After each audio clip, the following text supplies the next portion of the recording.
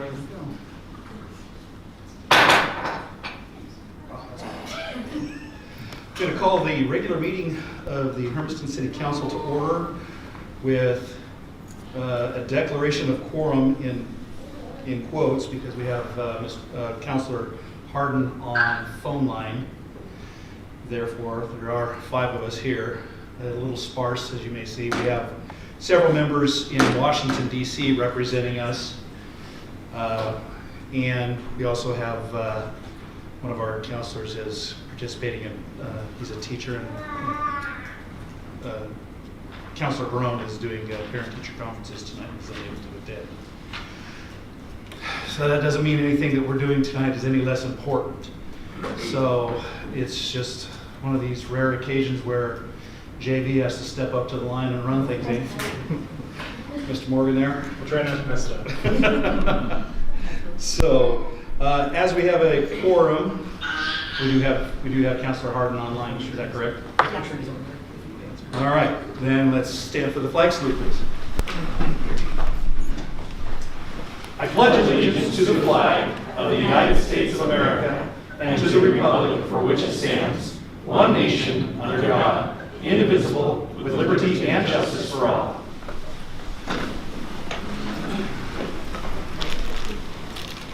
Okay, first thing, the council being asked to consider amending the agenda. The amendment would move the HURA, Hermiston Urban Renewal Agency, agenda items 13A and B to the City Council after the City Council agenda items 9D. This is to accommodate Councilor Harden, who is currently in Washington, D.C. You guys okay with that? Any questions or any objections to that? All right, so let it be known. First things first. One of the best things about doing this job is being able to recognize when something really good happens. And at this point in time, I have 2 recognitions of life-saving awards. Would Hermiston Police Corporal Jared Flatteau and Officer Nathaniel Jimenez please step forward?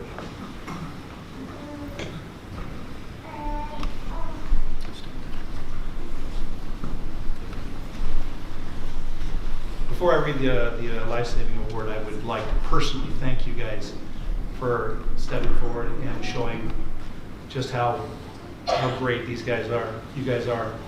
You know, the world needs to understand that this job is tough, and you guys showed the world what it is to be a police officer, and I appreciate it myself. So,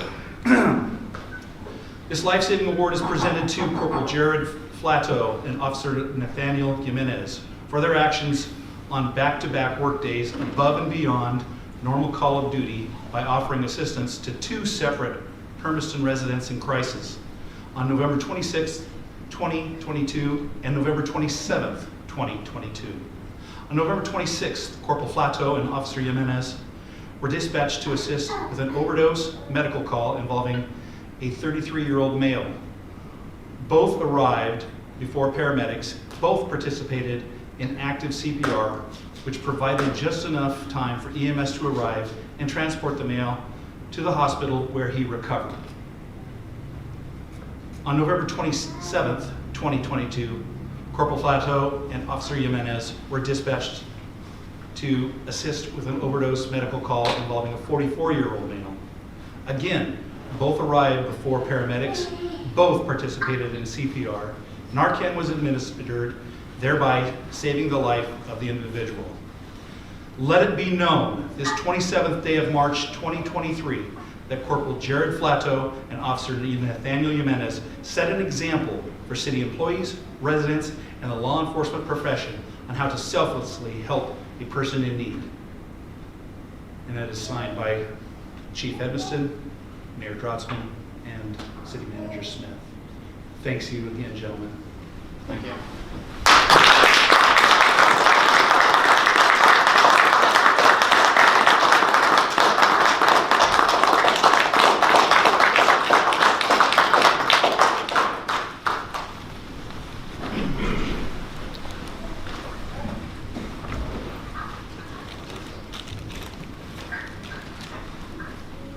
Officer Christian Jackson and Officer Karen Carlson, please step forward.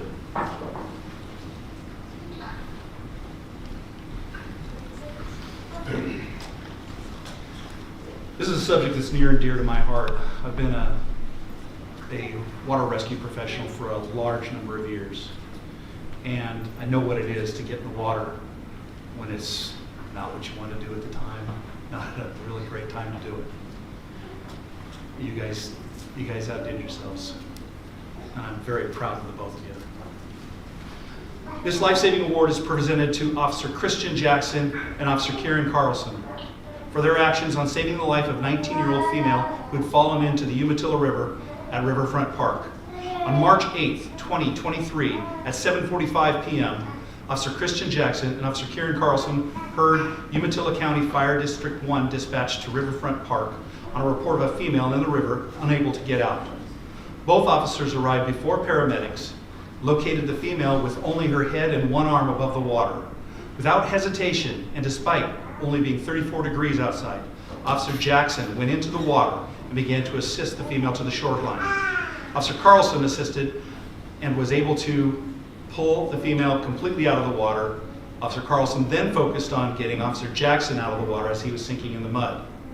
Paramedics transported the female to Good Shepherd Hospital where she was treated for hypothermia. Both officers secured the service dog of the female and were able to reunite the animal with the owner at the hospital. Let it be known, this 27th day of March 2023, Officer Christian Jackson and Officer Karen Carlson displayed true courage to save the life of a stranger. Their efforts are noticed and very much appreciated. This date, signed Chief Hermiston, Mayor Drotzman, and City Manager Smith. And once again, gentlemen, I am damn proud of you. Thank you for what you've done.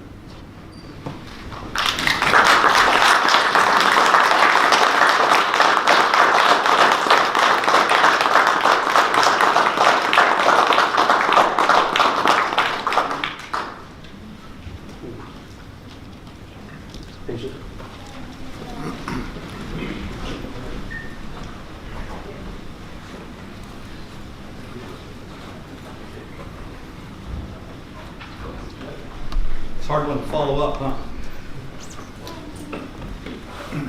I'm proud of those guys. Okay, so today, at this point in time, citizen input on non-agenda items. Anyone wishing to bring anything before the council that is not on the agenda is asked to please do the following. 1, please limit your comments to not more than 5 minutes. State your name and address and direct your comments to me. Is there anybody that wishes to step forward? There is not. Okay.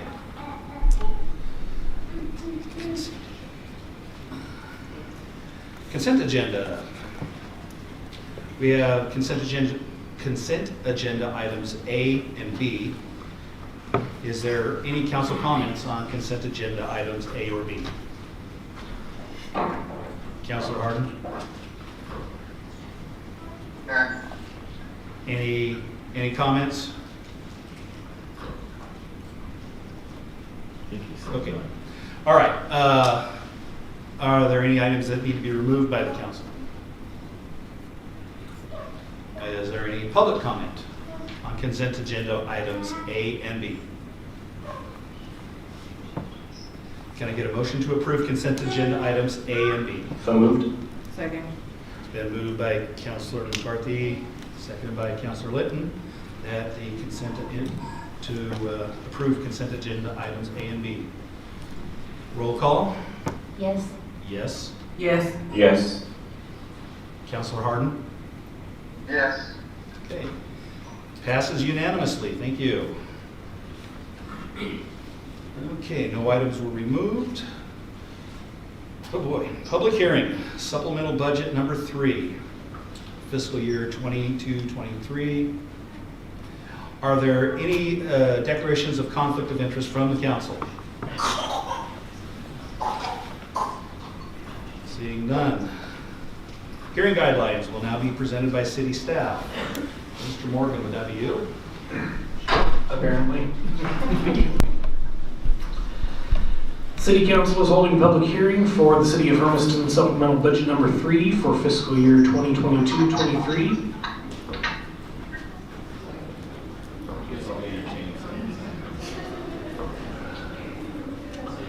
The City Council will take public testimony on the issue and make a decision at this meeting. The hearing process will begin with a staff report followed by public testimony. The council requests that all people wishing to testify give their name and mailing address before testifying.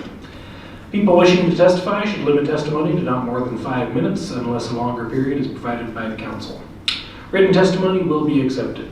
After everyone wishing to testify has had an opportunity to speak, the City Council will close the public hearing and enter deliberations. Once the public hearing is closed, no further testimony will be received. Council President? All right, this hearing is now open. City staff will now present its report. Yes, I'd defer to our Finance Director, Mr. Crosby. Mr. Krause, see me? Ready, set, go. What you have before you is a supplemental, our third of the year for the 2023 budget for the general fund, street fund, and reserve fund.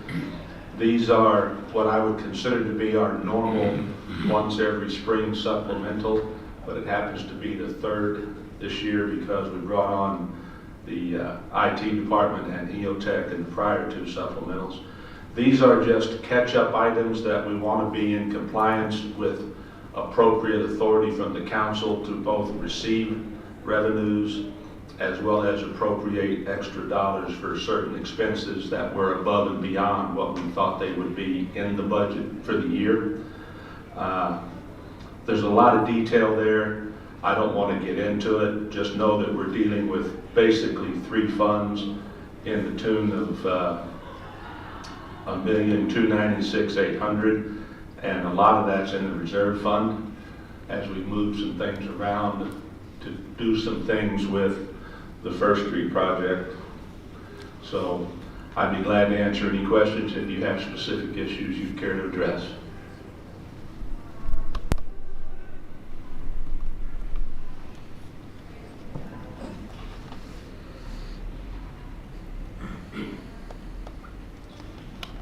Council have any comments on that? Okay, public testimony. Anybody wishing to speak are asked to state their name, mailing address, and limit testimony to 5 minutes. Any persons wishing to speak on this?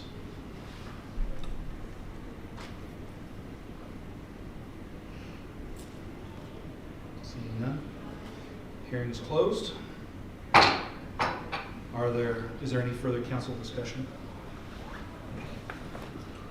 Okay.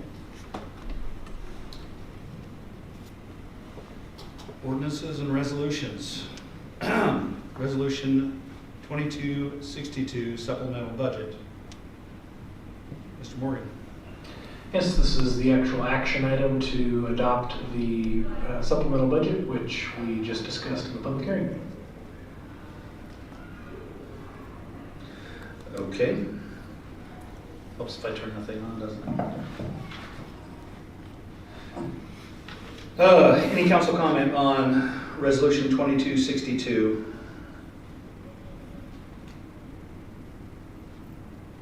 Any comment, Councilor Harden? Okay, hearing none. Is there any public comment on Resolution 2262, supplemental budget? Seeing none, can I get a motion to adopt Resolution 2262 and lay upon the record? So moved. Second. Been moved by Councilor McCarthy, seconded by Councilor Harden, that we accept or that we adopt Resolution 2262. Can I get a roll call? Yes. Yes. Yes. Yes. Councilor Harden? Yes. Motion passes 5-0. Okay, Resolution 2263, assessing latecomer fees for public improvement to the Diamond Run subdivision. Assistant City Manager Morgan. Yes, council will remember we had a public hearing on this issue at our last council meeting. This issue specifically regards installation of some utility infrastructure along Diagonal Road for the Diamond Run subdivision that the developer wishes to be reimbursed for partially from other nearby properties if and when they develop. So the staff report was presented by City Planner Spencer. If he has anything additional at this point to add. I have nothing. Okay, we stand for any questions. Council, any questions, comments? Any public comment? Seeing none, can I get a motion to adopt Resolution 2263 and lay it on the record? So moved. Second. It's been moved by Councilor Peterson, seconded by Councilor McCarthy. Roll call. Yes. Yes? Yes. Yes. Councilor Harden? There we go. Motion passes 5-0. Resolution 2264, assessing latecomer fees for public improvement to the Hermiston mini storage on East Elm Avenue. Assistant Manager Morgan. Yes, Councilor President, again, this is similar to the last resolution. There was a public hearing held at the last council meeting. This is a different development. This is along Elm Avenue. Again, the developer installed some utility infrastructure and they wish to be reimbursed from other benefiting properties that adjoin the improvements at some point in the future when those other properties develop. Assuming still no comments? I have no comments. All right. We stand for any questions. Any council comments? Seeing none. Any public comment? And hearing none. Can I get a motion to adopt Resolution 2264 and lay upon the record? So moved. Second. Moved by Councilor Peterson, seconded by Councilor McCarthy. Roll call. Yes. Yes. Yes. Yes. Yes. Motion passes 5-0. Ordinance 2346, amending Title 9 of the Hermiston Municipal Code. Assistant City Manager Morgan. Yes, Council President, there's a couple of changes that are being recommended for the code this evening. One is relatively minor and it just clarifies the city's ability to do some routine maintenance on city streets and parking lots.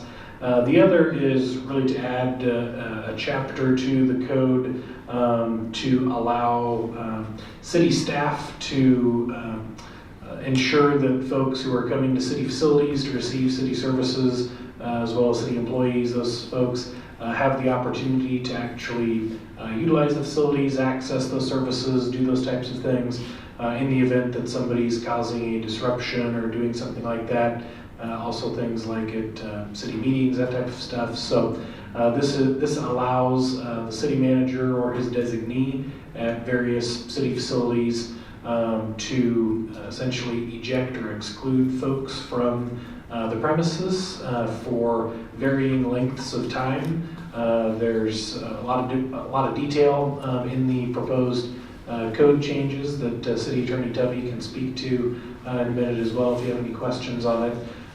But essentially it allows, if somebody's being disruptive either in a meeting or just on general city property or in a city facility, it allows whoever's in charge of the meeting or who's in charge of the property to ask them to stop their behavior or stop what they're doing that's disruptive.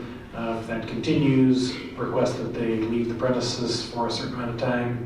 And if it's serious enough, it allows the opportunity to exclude folks from city premises for up to a year in certain cases. And then they always have the ability to appeal those types of things as well. So I commend City Attorney Tubby for a lot of the work done on this. It's pretty detailed, and I think any thing that comes up that I think of is addressed elsewhere in the code.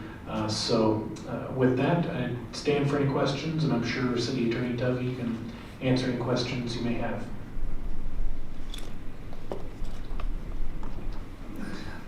This ordinance, because it does give so much authority to personnel that, you know, and it tends to, you know, could affect city council things.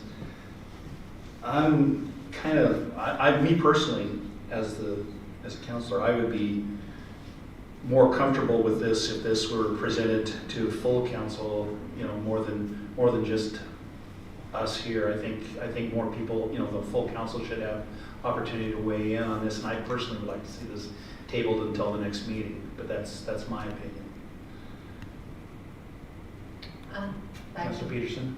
I have similar thoughts, especially in consideration of like how similar is the wording of this to other cities of our kind, and I would be interested to hear the thoughts of my other counselors, because this, I can see how this could be viewed in several different lights, and I want to make sure we don't miss something, because we want to get business done just to get business done. I mean, we've gotten a lot of things accomplished today, and I would hate to see us rush when any sort of matter of this type is one that we don't want to do lightly. Or, I mean, the ordinance, we talked about those at length prior. This is something that I think we should definitely talk about at length. So I agree with the notion of tabling this until everyone is here to ask questions and have more thoughts shared. And although I appreciate having Greg on the phone. Okay. Councilor McCarthy? Yeah, I'm mostly a fan also of potentially tabling this, but I have two questions. One, is it an option for us to amend, if the concerns of the council are specific to the new chapter, chapter 96, or if we consider that both for also chapter 92, because we could amend to approve 92 and table 96. So that's because I would see more potential questions have arisen over chapter 96 than I would over chapter 92. So I would entertain a motion of amending the motion to approve chapter 92 but table chapter 96. Is that your motion? Well, I have more questions on 96, so I want to, but I suppose I could ask them when it's moved on later. That's where we are right now. Well, I do want to ask a question about 96 first. Okay. So just because, well, it's in my head. So there are some very specific guidelines around, at least concerning council meetings, where there's very limited circumstances in which a person can be removed or barred from participating without potentially a restraining order filed against of an individual. Has this new chapter made considerations for that, about people are allowed to come here and be present in meetings in general? Because there wasn't, when we went to our sort of ethics training, there wasn't a lot of, didn't seem like there were a lot of options for keeping people out. I'd ask City Attorney Tilly to add the detail there. So, as a provision of this chapter, it does actually, you just need to talk a little bit further into the microphone here. It does actually reference to our council rules, which then describe how and when folks can be asked to leave, and then the nature of how long that is. You're right, I think the training you received most likely is the training that everybody receives, in that there's very specific circumstances that have to happen before a person is not allowed back to the next meeting. Generally, it's eject from one meeting, and then you have to see the circumstances from there. So this new chapter does point us to our council rules, which follow along with those guidelines. So there's a lot of referencing. Okay. I read through all of this, and I agree with it. I've seen videos where there were heated issues at other council meetings where people came in and they got so rowdy and cussing out the counselors and people, they did need something to actually ask the people to leave. They ended up not being able to do business at all. It just had to stop the meeting altogether and the counselors had to leave out, and I can see why this provision is being put in there. It's better to have something ahead of time and so instead of having something like that happen, I hope it never happens here in Hermiston, but you never know.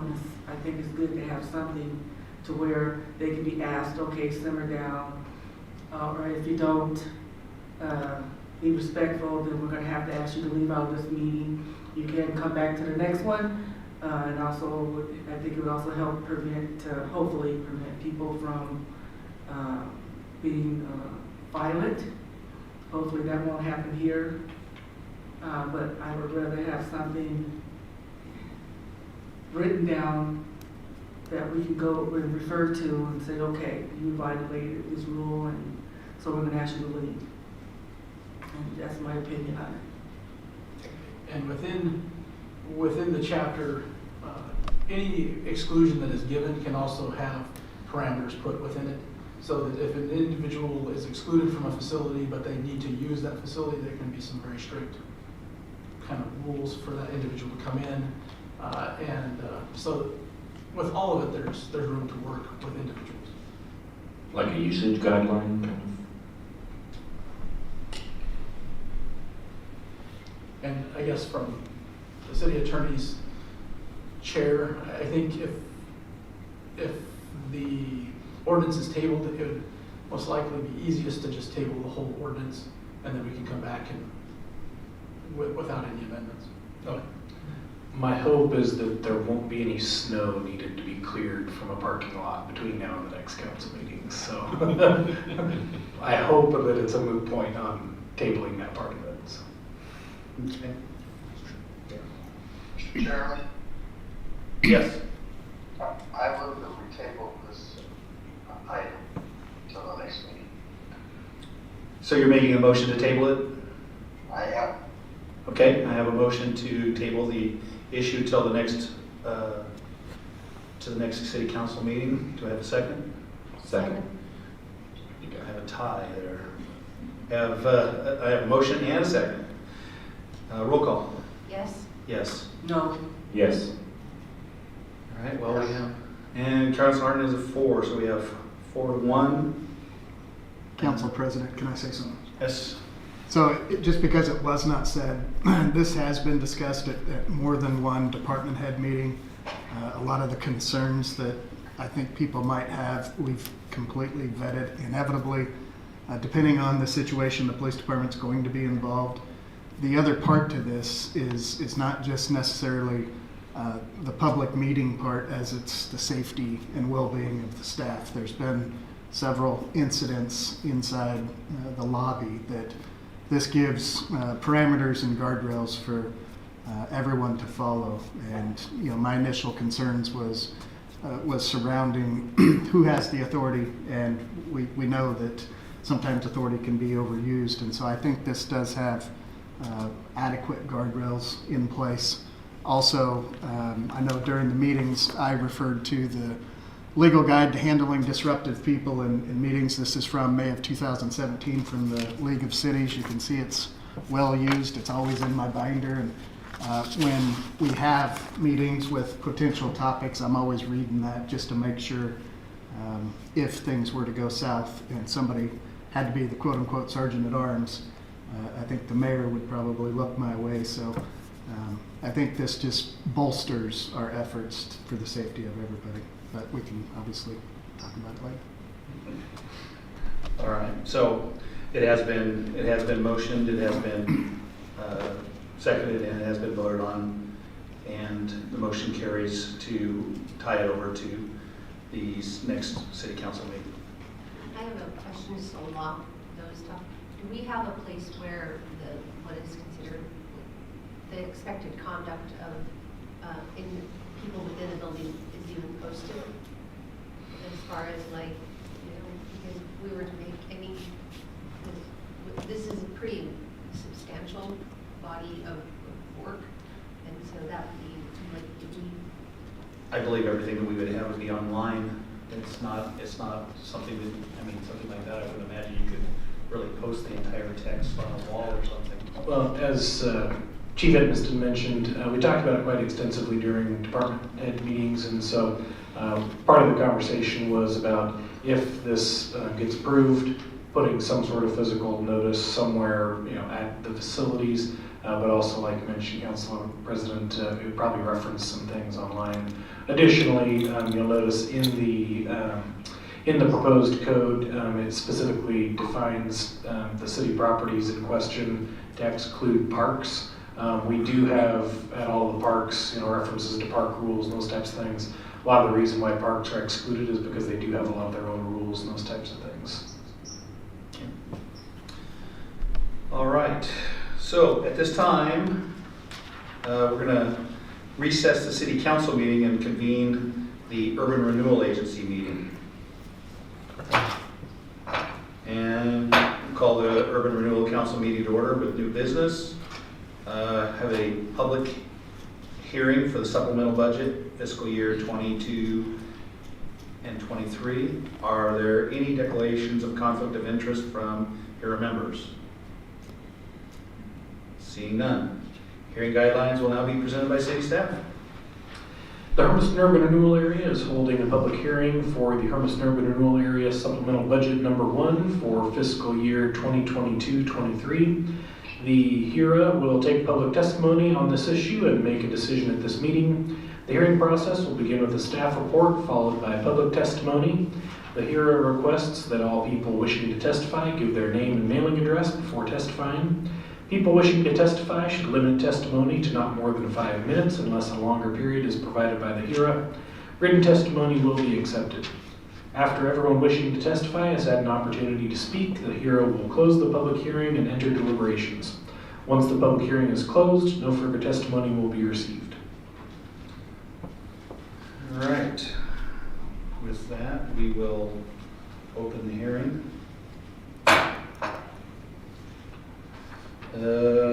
City staff will now present its report.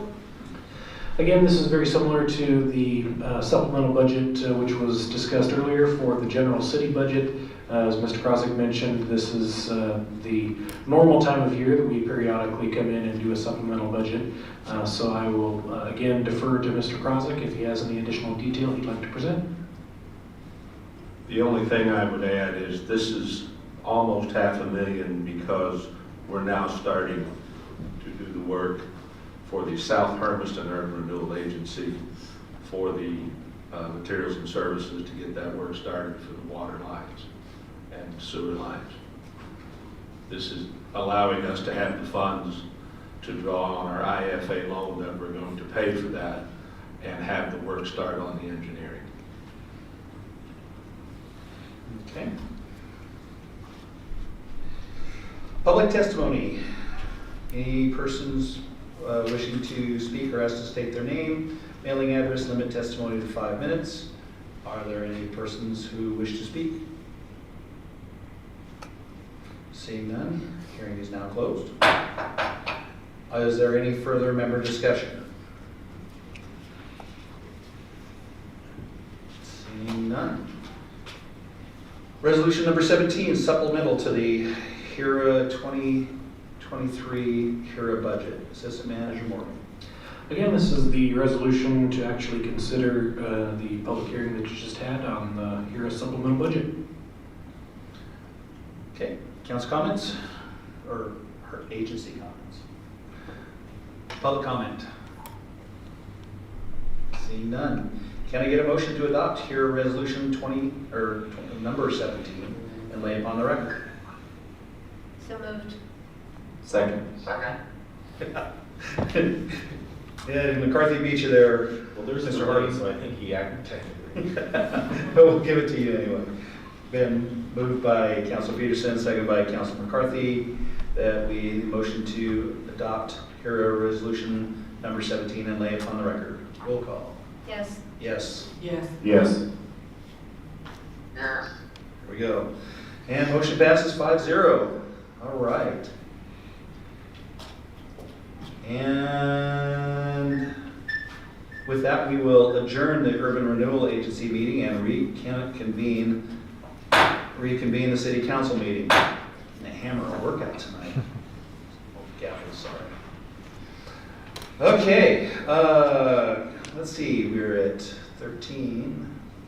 14, committee reports. Anybody got any committee reports? None. Okay. Council President report. I don't have a whole lot to say. You know, I'm going to take a moment of personal time to wish my granddaughter it's her 18th birthday today, so happy birthday to Chloe. Hank, or I can do that, right? Other than that, I've got a meeting coming up. Was recently elected to the what's called WARJIC, the Washington Oregon Regional Interoperability Committee. It's a committee that's trying to make sure that all agencies or all entities in the Lower Columbia Basin are able to talk to each other and find ways to make communications work between agencies. I originally got elected to the chairman position of that. That meeting is coming up next week. There's a in-person meeting on that, so I will be attending that. It's kind of a cool thing. It's very technical on a lot of that stuff. So luckily I have somebody that speaks radio people to lean on. Aside from that, I don't have anything else to throw out there. Council? Yes, I would like to in the future add on our agenda to talk about the fire department, Umatilla County Fire District Number 1. Hermiston receives the majority of services, yet we do not contribute any financially. And so I would like to bring that up as a future agenda item to discuss that. And also, I think we need something written on how city council members can add something to the agenda for the council and members to go over. Okay, I think we can get that in there somewhere, put that in an upcoming discussion. Mr. Morgan, can you see if that gets brought up? Yes, we will, and maybe at that time also, if we want to do something like a work session, we could also do something on what the current council rules are, because we do have the council rules that explain how agenda items get added and that type of stuff. So could be a good discussion all the way around. I think that would be a great upcoming city council or city manager work council session to go over the current council rules and see if we need to do any adjustments, because it's been a while since we've done that. I think we've only done it. I think we've only done that once in the entire time I've been on council. So, okay, anyone else? Councilor McCarthy. Yeah, I'll just comment that I mentioned the last council meeting that I went on a ride-along with HPD. I've since attended a ride-along now with OSP with Trooper Little. There was a little bit of crossover with HPD in some calls, some assistance with the county. I'll be arranging another ride-along with the county department a little later on. I'm very excited to learn more about that, but everybody does a really good job. Everybody does it very differently is what I'm learning. Everybody kind of has a different opinion, but they're still very effective. So I'm interested in seeing what that brings forward. And I look forward to seeing what the future holds for public safety. Excellent. Councilor Harden, you got anything you want to throw out there?